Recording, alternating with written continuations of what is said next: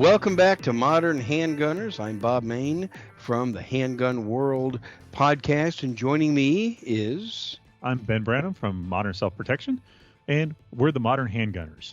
And we're here today to talk about competition and competition gear.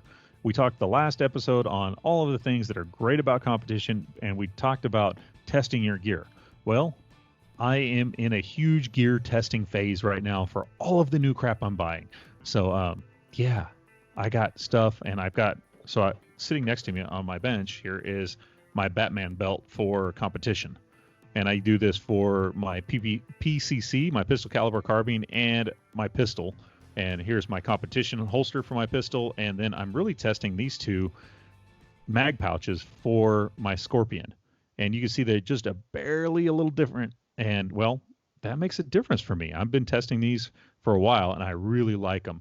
So I'm testing the CompTech, and I forget this other brand. I would give them a shout out, but they probably don't want it because I don't like it as much, the CompTech. And then when you get into, and I want to use this as a illustration, because when you get into gear this much, when you do competition, you start learning little tiny things.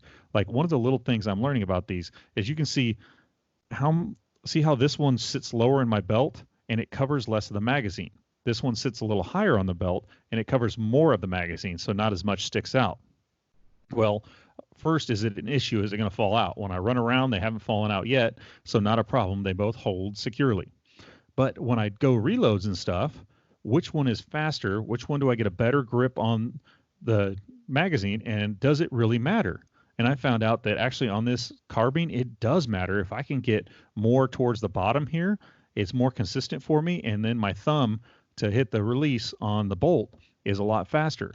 So, and then I like the system that CompTech has set up to put it on my belt too.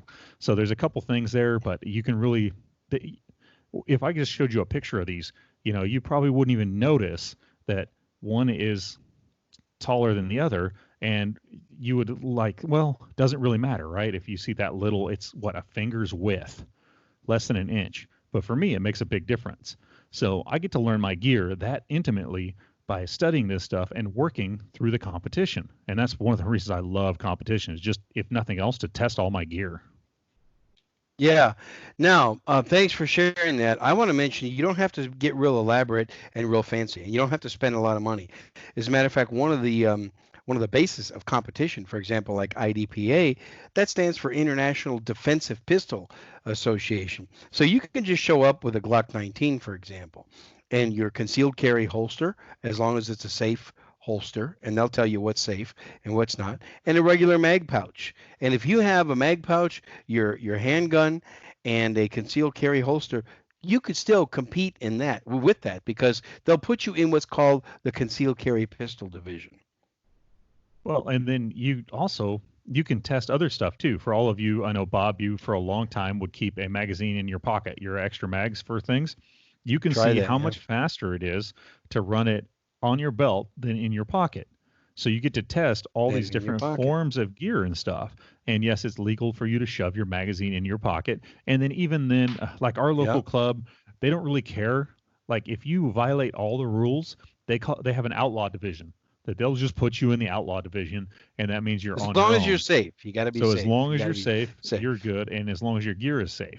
So you can be in the outlaw division, not have to worry about it. And then for you guys that are wondering, I'm testing all these rifle stuff. They have a pistol caliber carbine division now, which is all 9mm big carbines, the 16-inch barrels and stuff. And I've been testing. I'm trying to reach for it. My cool CZ here, this Scorpion, I am absolutely loving this gun. This is one of my favorite things in the world, and I am just having a blast out there shooting this and testing this. And I figured I have a huge knack for these pistol caliber carbines, and you're good with those. And I'm actually winning. I can't believe it that I'm actually starting to win. I've been only doing this for almost 20 years. I've been shooting competition. I've been shooting this local IDPA competition since like 2016, and I've won rifle like once and pistol like once. Yeah. So now I'm like, oh, look, I can actually consistently do close to winning now with these rifles. So kind of fun that you can work on it for so many years. But you get to test so much minutia that I just love the whole thing.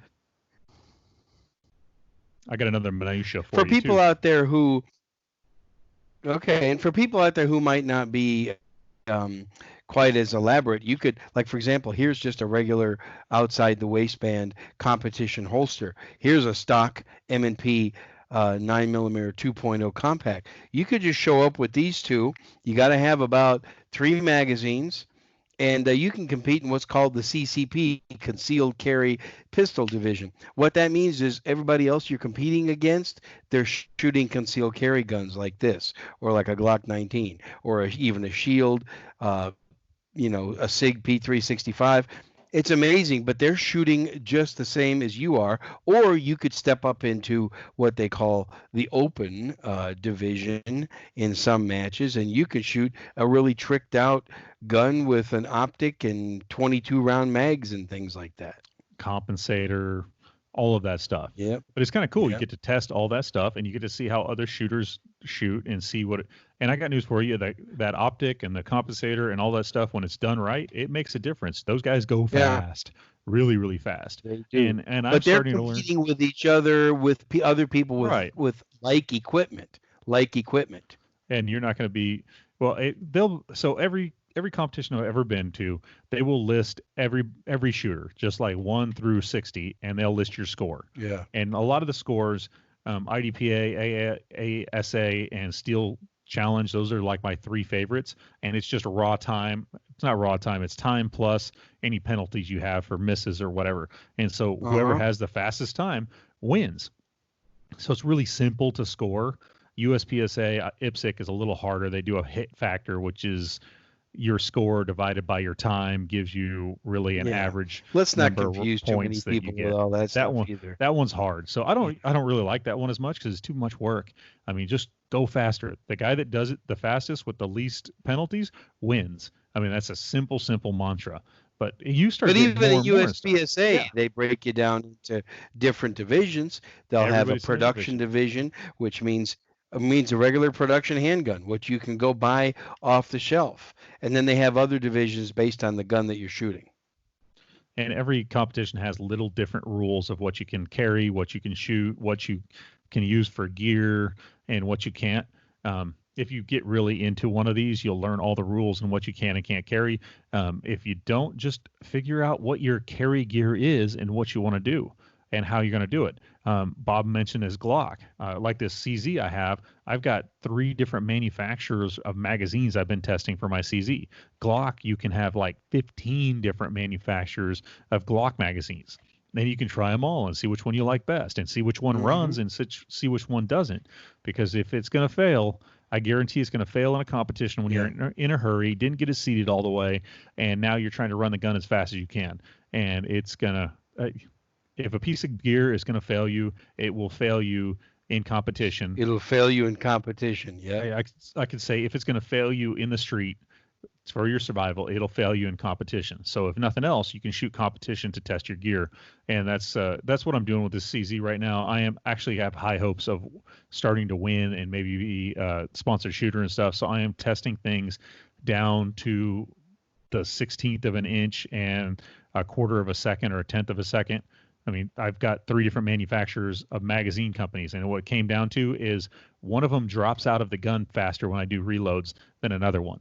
So that's the magazine I've been going with, and then figure out if that magazine is actually uh, going to be reliable because it has some stuff down, some different parts to it. Because it drops free faster, it's not as tight as fit inside the magwell, so the magazine moves around a little bit, kind of like your AAR. The magazine moves around in there a little bit.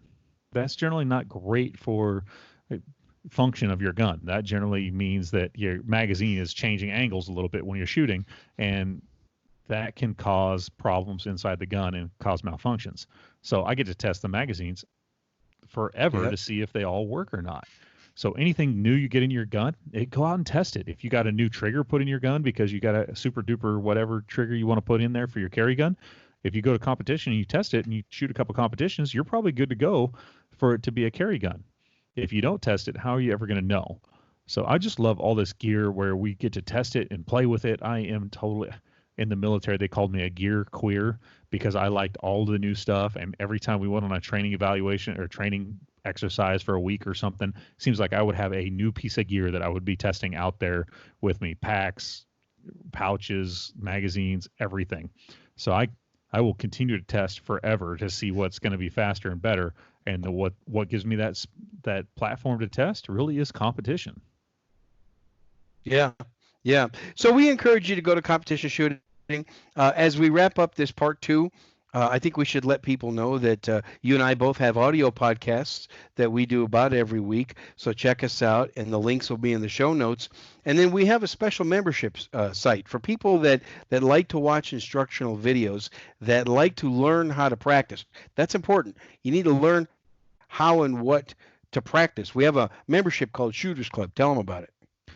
Well, there's over 80 videos there and a bunch of audio things. And it starts out, we have a bunch of beginner stuff. If you're just starting out on this, from drawing your handgun to just basic shooting, all the way up to defending your house and team tactics and stuff that we'd use called advanced stuff, where we've actually taught advanced classes and we put all the techniques into the Shooters Club. So you can learn all that stuff. It's better to have a real instructor stand there to watch you.